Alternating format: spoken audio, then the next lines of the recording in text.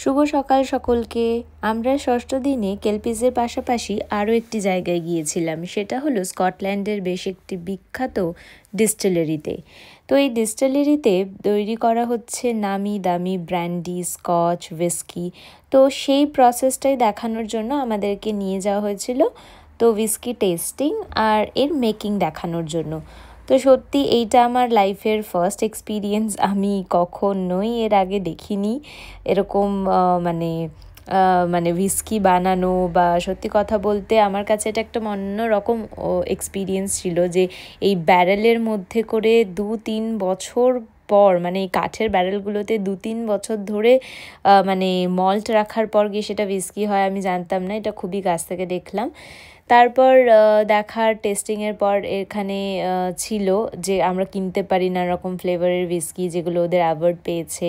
এগুলো স্কটল্যান্ড থেকে ইংল্যান্ডেও আসে কিছু, ওনারা সমস্ত কিছু বলছিলেন। তো আমাদের এর মধ্যে থেকে যেটা মানে ভালো লেগেছে বা কিছু করছে আমরা কিনতে পারি এরকম ওনারা বলছিলেন এখানে, এটাই আমি ঘুরে দেখাচ্ছি।